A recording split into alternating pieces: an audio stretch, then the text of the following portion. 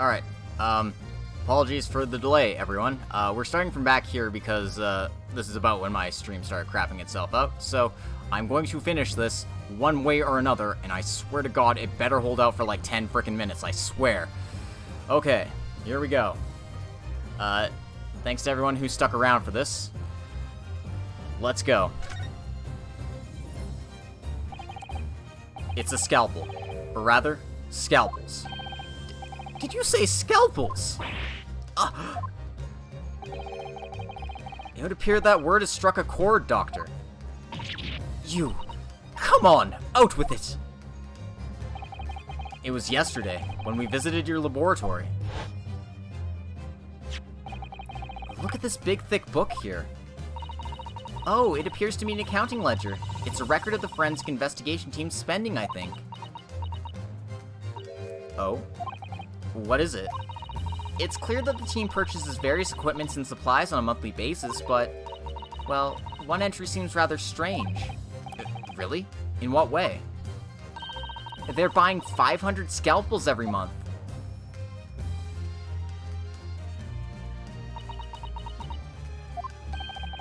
$500 scalpels a month! At first I wondered what on earth you could be using that many scalpels for. But actually, I realize now it's not the scalpels themselves that are significant. It's the money for them, disappearing every month from the department's accounts. Asmon's criminal organization relied heavily on extortion for its funding, tracing the money from the forensic investigation team's account to find out where it was going would be extremely straightforward.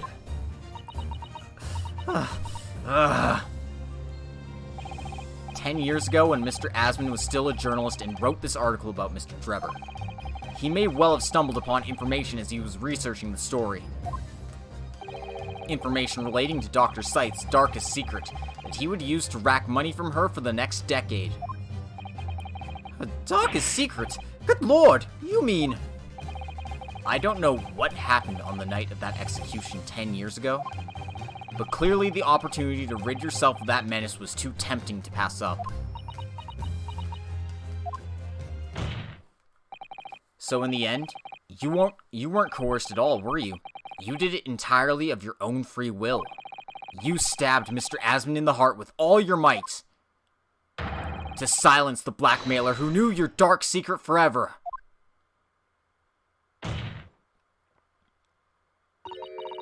You'll never understand. None of you. What we've had to keep covered up all these long years.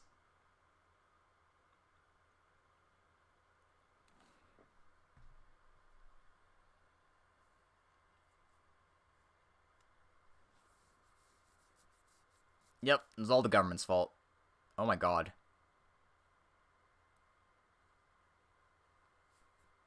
I started there for a second. Please hold. As very little of the machine remains after it was ripped apart by the bomb, the truth of this case can never be properly established unless you speak out. And if you decide not to, it's very possible that Courtney Scythe will escape punishment for her crimes. Please, sir, own up to what you've done and tell the court the truth about what happened.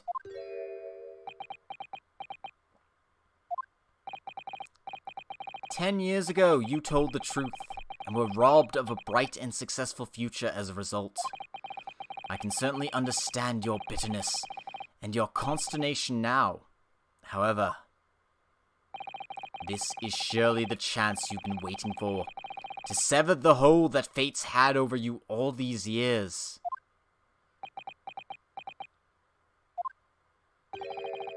Super high voltage instantaneous kinesis.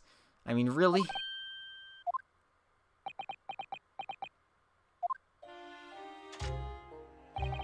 It's the addle-brained mock scientists that are the worst, you know. They don't recognize the fact that they don't have talent. They can't even get that right. And so they end up chasing impossible dreams, having unbridled faith in their abilities. They go on and on about their wonderful hypotheses, their stupid eyes shining like a little child's. They make me sick. I can't abide their foolishness. Careful, Mr. Drebber. I was particularly pleased with the kinesis machine. It made for quite a show, didn't it? So you admit it? You admit that it was nothing more than a sham made for the purpose of killing the victim? Yes, I admit it. I did it all, in the name of revenge. Revenge for the future that Mr. Asmund's article had deprived you of 10 years earlier. But the revenge you sought didn't stop at Asmund, did it? Which is where that very particular waxwork comes in. Yes, I see. The condemned convict you saw rising from the grave in Lowgate Cemetery 10 years ago? If your account of those events was all true, then obviously Scotland Yard couldn't afford to acknowledge what had happened. Even if it meant discrediting a bright young man and crushing any future career he might have had. So your plan required that you abduct that particular waxwork model, in order to exact your revenge on Scotland Yard as well, or on Dr. Scythe, to be precise.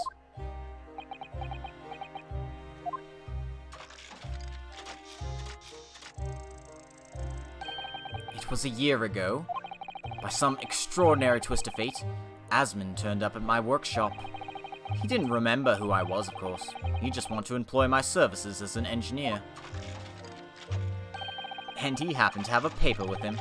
An article on the front page caught my eye. About the coroner who'd handled that bogus autopsy being appointed head of a new forensic team. And I learnt that news. My cognitive processes started to devise the plan. What a horrid tale. He robbed me of my future, so I wanted to use the man's own wiles against him. For revenge. And have that rotten Scotland Yard eating out of my hand at the same time. I wanted them all to suffer the same humiliation I had to suffer.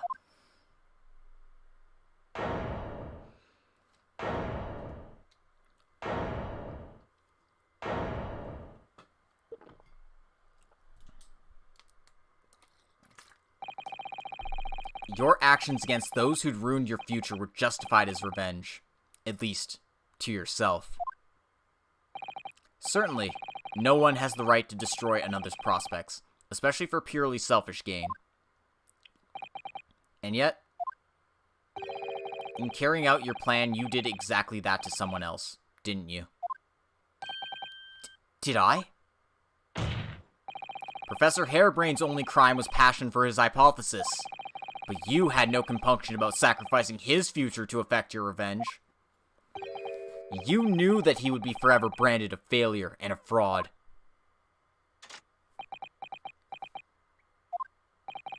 Perhaps life treated you unfairly 10 years ago, and others' misconduct left your life in tatters. But remember this.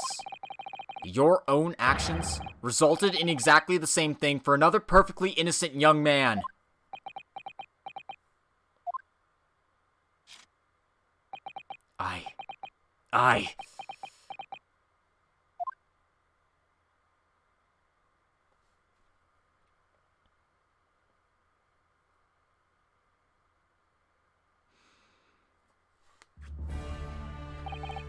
Lord Van Zeeks, what of Dr. Scythe? An immediate warrant for her arrest has been granted, and she's been remanded into custody, my lord. I presume she will face trial in the coming days, along with Mr. Drebber. A most regrettable situation indeed. She's made great contributions to her profession over the years. It really is a hard truth to swallow. However, that is a topic for some future occasion. For now, Professor Harebrain. Oh, yes? It seems there was a great deal more to your experiment than you realized. However, I think we can assume now that all the sordid details have been brought to light. This has been a very long and profound trial, but I'm pleased to say you are absolved of all guilt. This whole experience has taught me a very great but painful lesson. Me, this dedicated scientist, this devotee of natural philosophy, I've been selfish and self-centered and, above all, a fool. Professor. I've spent my life thinking of nothing but my research, misguidedly believing that I could do whatever I set my mind to despite my lack of talent. And the worst of it is, in the process I've caused others pain and misery, others who are far, far greater people than I. No, Professor, that's not true. What? Don't tar yourself with the same brush as Drebber. What happened was his doing and his alone. This outcome is his fate, not yours. You're not to blame in any way. Lord Van Zieks. And the derision with which he referred to you earlier, calling you a fool, talentless even. The man has no idea. To believe in yourself and work your fingers to the bone to realize your dreams, that's laudable, not laughable. No one has the right to deride another for such choices. You're gonna make me cry, Van Zieks. Such a good boy. Oh! Thank you, Baroque. So, ladies and gentlemen of the jury. Yes, my lord. It is this court's expectation that you will find the defendant not guilty of the charge which he stands accused. I presume there are no objections. None from me, my lord. Certainly not. And this trial has really made me think, but this is the right decision. It's all been proven methodically and rigorously. I've no misgivings whatsoever. What's that? He's done, is he? It's all over? I don't know what became of the yard these days. I don't recognize the place. Very well. In that case, I hereby pronounce the defendant not guilty. Whoop, whoop, whoop, whoop, whoop, whoop. Whoop, whoop, whoop, whoop, whoop, whoop. Aw, yeah. Another case solved. But I want to see the professor's face. Madame teased us with the key. I want to see his face, goddammit. Court is adjourned.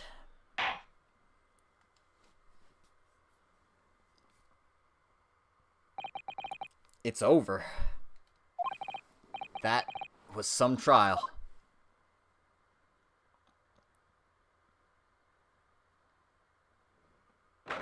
Ooh, excuse me. 24th of October, 4:33 p.m. The Old Bailey Defendant's Antechamber. Professor, what a splendid outcome, isn't it? Oh, it is, it is! Congratulations, Professor Hairbrain. Mr. Naruhodo, Miss Susato, I am truly beside myself with gratitude! How can I ever thank you enough? I'm just glad it's all been cleared up. That you realized you were just caught up in a bad situation. Right now, you know, if I had that research grant money, I'd give the whole lot to you. Every penny. Well, that's very kind, but I'm just a student, so we don't need any financial reward. Your acquittal is more than... No, we need money. God. Oh dear. Oh, what can I do?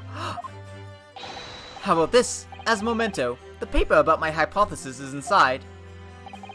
Well, just as a memento then. Thank you. Do we need money for our attic? Exactly. I've been wondering, Professor, what are you going to do now? Oh my. Yes, what am I going to do? My hypothesis, my great machine lie in ruins. But still, it's been too long since I was last in London, so perhaps I'll enjoy some sightseeing. I must explore the Great Exhibition whilst I'm here too, and see if this new inspiration hits me. Oh yes, that's a wonderful idea. I can't allow that.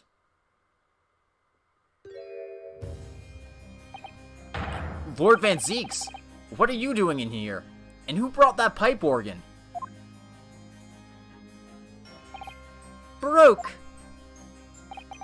I'm sorry you had to go through that, Albert. Well, if I'm honest, it was terrifying.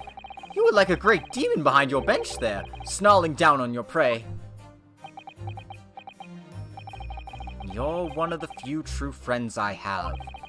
I couldn't leave it to anybody else to handle the prosecution or the defense. Sorry? Or the defense? Did I just hear that right? I always knew that you had my best interests at heart. Don't worry.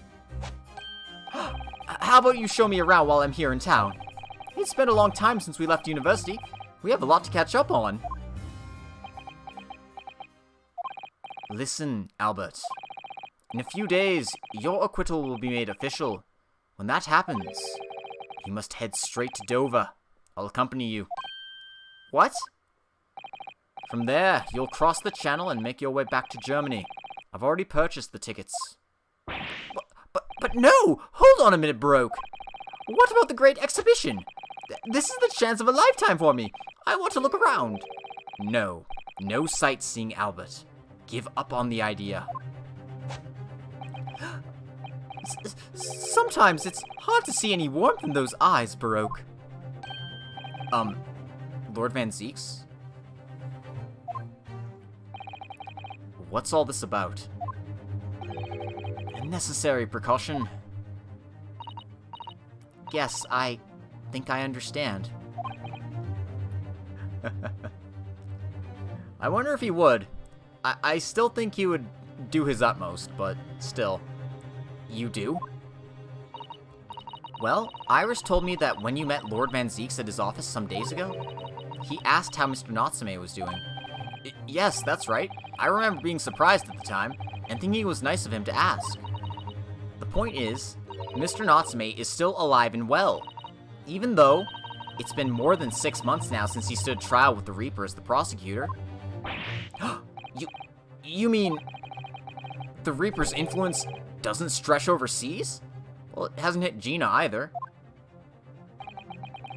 Those in the Reaper's sights meet their end days or sometimes months after their acquittal.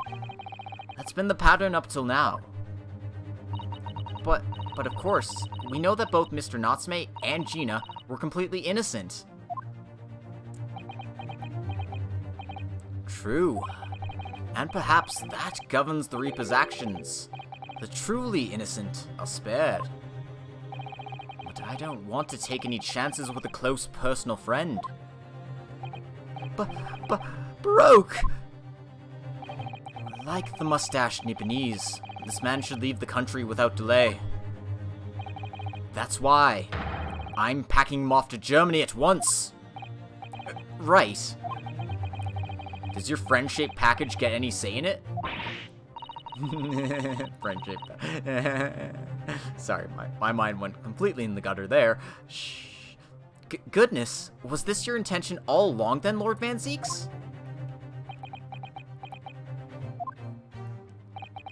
In court, where people think of him as the Reaper, this man seems absolutely merciless. And yet, sometimes I feel as though I don't understand him at all. It's time to go, Albert. Back to the prison for the time being. Ah, yes, all right. Well then, Mr. Naruhodo. Thank you so much for everything. Not at all, Professor. It was a pleasure getting to know you. Best wishes, Professor Hairbrain. Well, once the dust is settled, you must come and visit me in Germany. Anyway, goodbye for now.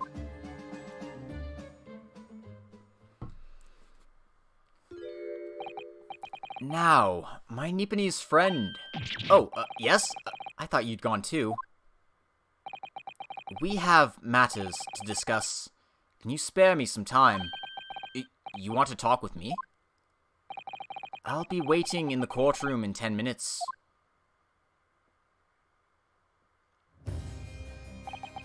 Well, that was strange. For some reason, I didn't get that sense of impending doom as he walked away this time.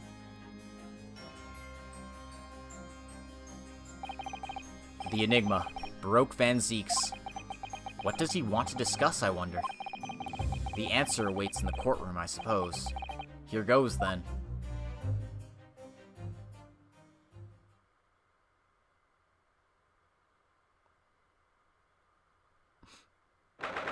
I was very worried we were going to get a to be continued there.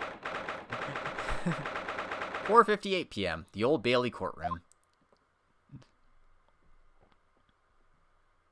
Oh, Cosmo's here too. So, are you satisfied? You saved a guileless scientist from a great injustice. Yes, I think so. I'm relieved, at least, that the man's innocence could be proven. Anyway, I imagine you've been wondering where my animosity towards you Nipponese come from.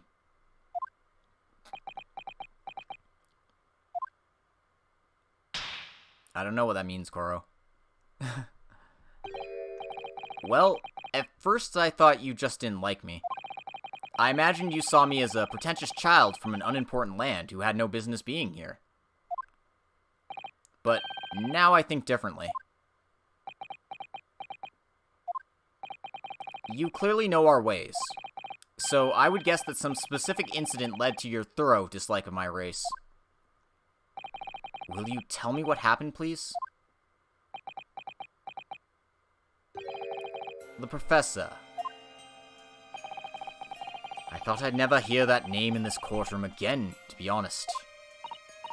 He took your brother's life. Clint. My brother was Clint Van Zieks. 16 years ago, when I was still just in my teens, he was already the director of prosecutions and a key member of the judiciary. I looked up to him. He was everything I aspired to be. He was involved in the establishment of justice systems in foreign countries as well. There were exchange programs between Britain and other nations then too, to share knowledge and ideas. As part of one of those programs, 3 judicial students came to Britain from your homeland, the Empire of Japan. Oh. If it was 16 years ago, then one of them could have been my father. Of course. I remember Dr. Mikotoba well. I had no idea. I was a minor at the time, training at the prosecutor's office. One day, Clint introduced me to the 3 visiting Nipponese. So, you've actually met my father. He and his colleagues were polite and amicable. They were adept at their work and exacting in their standards. It was my first encounter with the Nipponese spirit, and it made a very great impression upon me. But 6 years later, that's when it happened. The investigation was going nowhere. There were no suspects, even. Just an ever-growing list of victims. And in the end, my brother became one of them. The last, in fact, before the case was finally resolved. I'm so sorry, Lord Van Zieks. Truly. Clint was always ready to put his life on the line for justice anyway. So he wouldn't have wanted it any other way. He lost his life to the killer, but it was his victory in the end. For me personally, though, it was a great loss. I found myself in a very dark place indeed. When I finally found out the killer's identity, the reason why no one had been able to catch the man sooner ceased to be such a mystery. He'd been hiding in plain sight all the time. In plain sight? Are you aware of political events 10 years ago? It was a period of extremely sensitive diplomacy between the British and Japanese empires. A new treaty was being forged, I think. Correct. The Anglo-Japanese Treaty of Friendship and Navigation was being concluded. The leaders of both countries were deep in extensive political discussions. Which is why this particular killer's appearance in court was conducted as a closed trial. If the British public had known the identity of the killer, not only would the treaty have been in jeopardy, but our two nations could very well have ended up at war. What? A war? Between Britain and Japan? Okay, so that means the professor's Japanese then. But that would mean... Oh my! You mean to say the professor was... Yes, Suzato, sorry I beat you to it. When the trial reached its conclusion earlier, oh shit. I thought to myself, yes, it's time. Time for you to come face to face with this hideous monster. Yes. Voice acting. Crazy. I borrowed the key for the mask from the proprietress of the Waxwork Museum. So see for yourselves now. Confirm it with your own eyes. The truth that's been hidden this past decade. I mean, not only voice acting, but entire cutscene. We're finally getting some answers. That's the professor? Yes, that's him. Until now, the thought never even crossed my mind. That the mass murderer, whose crimes shook Britain as never before,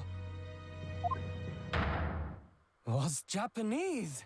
Oh shit! Wait a minute. That face. I feel as though I've seen it somewhere. It's strangely familiar. Wait, why is Kazuma freaking out? I mean...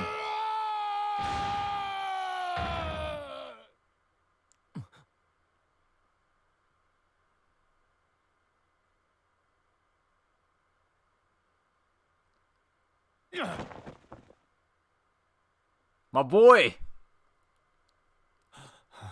He's still wearing this dumb mask. Wait, what? Nani? Excuse you? But no! You can't just Darth Vader us like that. Father?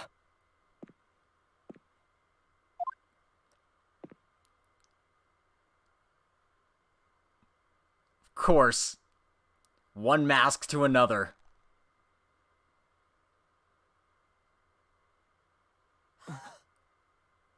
Kazuma!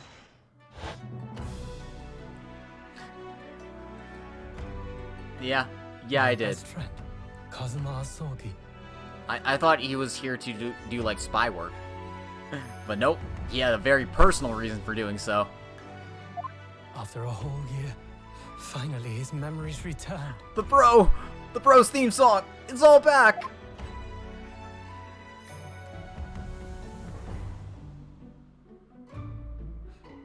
But he doesn't have his headband. He stood there before me. He doesn't have his headband. But his hair's still flapping in the wind.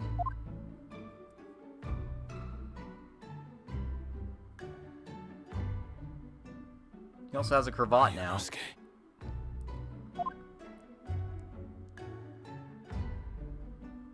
It's my face right now, I swear. Hello again. My bro is back. My friend. My friendo! Kazuma-sama! Judicial Assistant Mikotoba.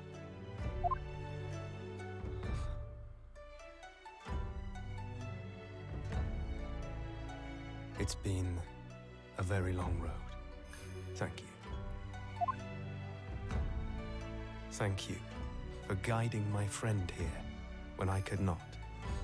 It was an honor.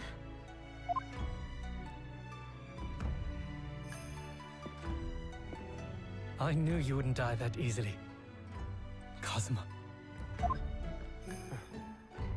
I owe you thanks, too, for taking good care of that in my absence.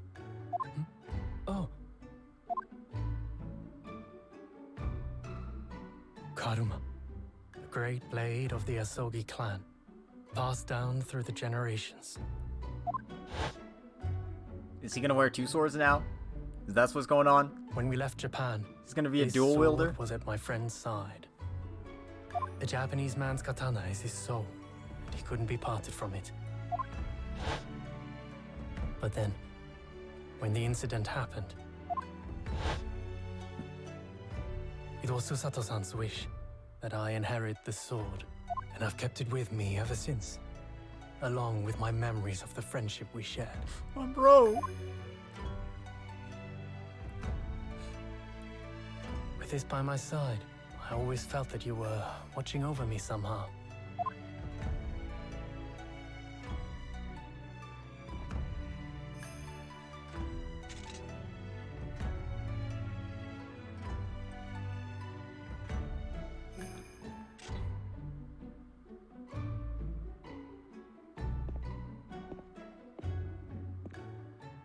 I've made it. At last.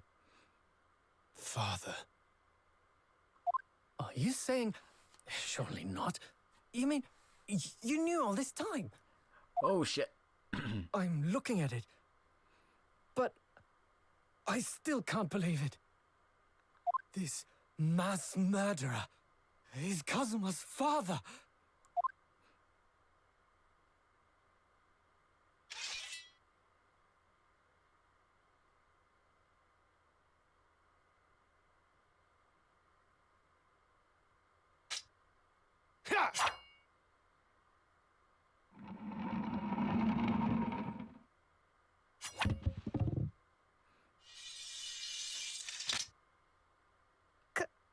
Kazuma-sama.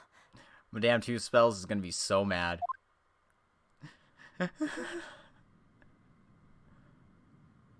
Ryunosuke, we have much to talk about, but now is not the time.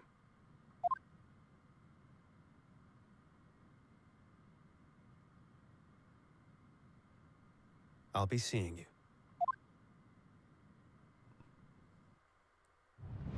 No, we need to go out like boozing or something. Come on. We got lots to talk about, dude. I'll tell him all about Soseki-san. Kazuma said.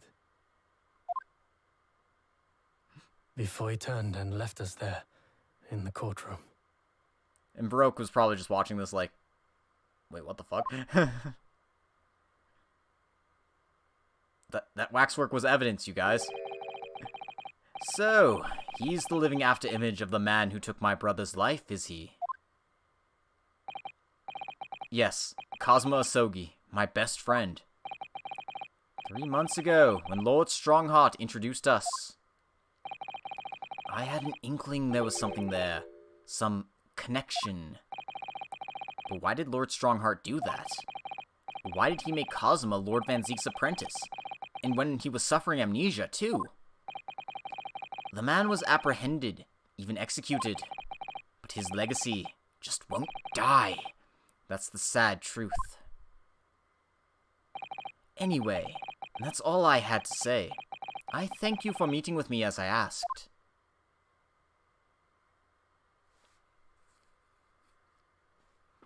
Damn, dude just, like, vanished. I wish when I bowed I could just vanish into thin air like that. 10 years ago, my grandmother took me to the railway station. We were there to meet my father from the train. For me, it was the first time I'd ever seen him. Poor Susato-san. All this is tied up with painful memories for her, too. She's never talked about this with me before, though. It took time to adjust to having father around, but just when I was starting to get used to it, he called me into his study one day. He told me that a great friend of his had passed away in London, and that the friend had left behind a son, a boy, 7 years my senior. Father told me the boy had made a promise to his late father, so he was studying to become a defense lawyer. I wanted to help, so I studied to become a qualified judicial assistant. As I'm sure you've worked out, that young man's name was Kazuma Asogi. So you see, that's how he and I met.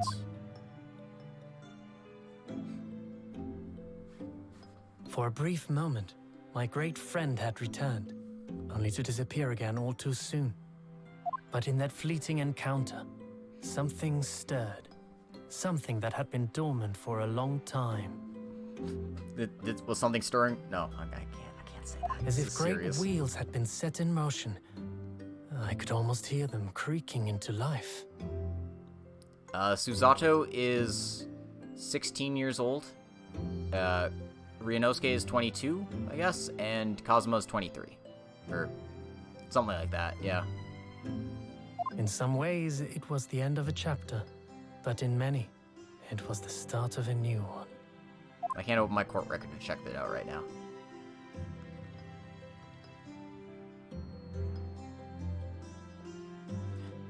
Alright, and that's it. That's the end of the trial. Aside from the technical difficulties we had, we did it. We uncovered the truth of the professor. We saved our defendant.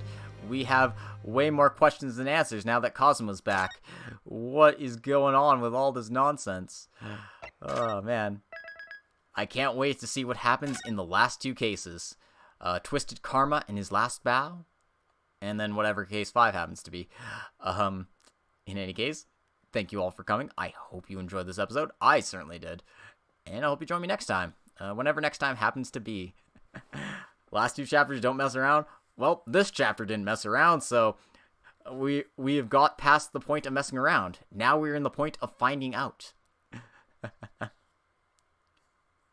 Glad Ballerina Lady didn't get sentenced for murder now. Exactly. She's actually just, innocent. The only thing that was wrong is that they tried to cover it up. But that raises the question, why did Herlock Sholmes, disguise his death? What is his connection to all this nonsense? Find out in the future, whenever it comes. I have so many questions. I have no answers. If you want to help support the channel, follow me on YouTube or Twitch. Give me likes and all that fun stuff. But yeah, I'm done. That's all. I've got no words left to say. See y'all next time.